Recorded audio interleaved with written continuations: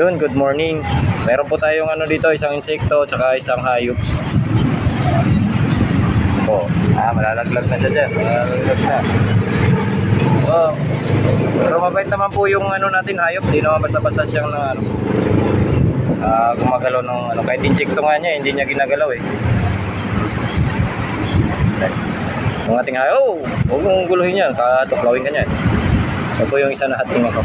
Oh, isa nating hayop. Hindi po yan.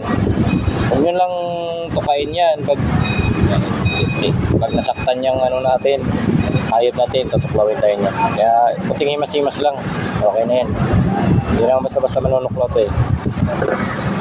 So ingat lang pag nakahawa kayo ng ano, itong cobra natin.